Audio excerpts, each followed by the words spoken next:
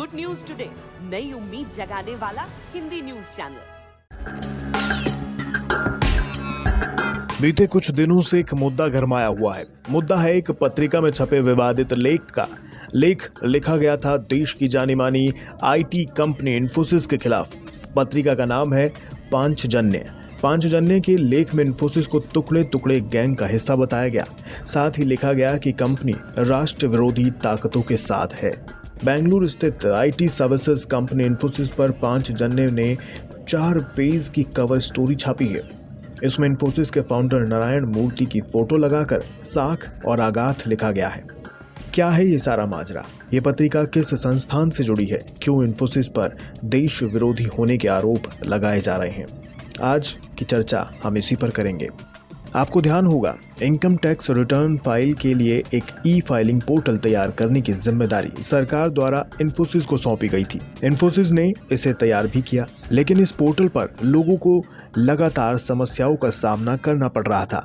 आज की तारीख में भी ये ई फाइलिंग पोर्टल ठीक ढंग से काम नहीं कर रहा है। इसी मुद्दे पर वित्त मंत्री निर्मला सीतारमण ने 23 अगस्त को इन्फोसिस के सीईओ और एमडी सलील पारेख को तलब किया था और सब कुछ 15 सितंबर तक सही करने की डेडलाइन भी दी है।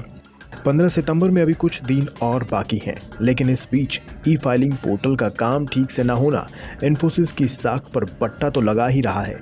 साथ ही इन्फोसिस पर देश के खिलाफ यानी राष्ट्र विरोधी होने के आरोप भी लग गए हैं। आरोप लगाने वाली पत्रिका का नाम है पांचजन्य। आप सोच रहे होंगे, देश की इतनी बड़ी आईटी कंपनी पर आरोप लगाने वाली ये पत्रिका कौन चलाता है और ये सुर्खियों में क्यों है? दरअसल पांचजन्य के सुर्खियों में होने का सबसे बड़ा कारण है राष्ट्रीय स्वयंसेवक संघ यानी आरएसएस। आरएसएस का इस पत्रिका के साथ नाम जुड़ा हुआ है। इस पत्रिका में छपे लेख में इन्फोसिस के खिलाफ क्या आरोप है, ये भी जान लीजिए। इन्फोसिस ने जीएसटी और आयकर रिटर्न पोर्टल को डेवलप किया है। दोनों में ही गड़बड़ियों के कारण देश की अर्थव्यवस्था में करदाताओं के भरोसे को आघात पहुंचा है। इस पत्रिका में छपे लेख में सवाल भी किए गए हैं, जैसे क्या इन्फोसिस के जरिए कोई राष्ट्र विरोधी ताकत भारत के आर्थिक हितों को आघात पहुंचाने की कोशिश कर रही है, या फिर क्या इन्फोसिस अपने विदेशी ग्राहकों को भी इसी तरह की घटिया सर्विस देता है। हालांकि लेख में उल्लेख ये भी किया गया है कि इस पत्रिका के पास ये कहने के लिए कोई ठोस सबूत नहीं है, यानी कोई ठोस वजह नहीं है, लेकिन इसमें कहा गया है कि इन्फोसिस पर कई बार नक्सलियों, वामपंथियों और टुकड़े टुकड़े गिरोह की मदद करने का आरोप लगाया गया है।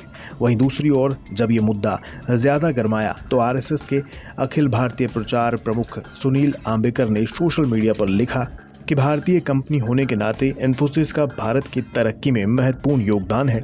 इन्फोसिस के बनाए पोर्टल को लेकर कुछ मुद्दे जरूर हो सकते हैं, लेकिन पांचजन्य में इस संदर्भ में प्रकाशित लेखक के अपने विचार हैं और पांचजन्य संघ का मुखपत्र नहीं है। इसके साथ ही उन्होंने कहा कि राष्ट्रीय स्वयंसेवक संघ को इस लेख में दिए विचारों से नहीं जोड़ा जाना चाहिए। अब सवाल उठना लाजमी है, क्योंकि इन्फोसिस आईटी सेक्टर का एक बड़ा नाम है।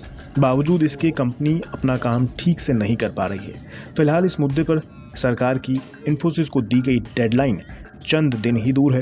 तब तक के लिए इन्फोसिस का काम ऊंची दुकान के फीके पकवान जैसा है या फिर देश की शान है, ये हम आप पर छोड़ते हैं। हमें कमेंट बॉक्स में जरूर बताएं।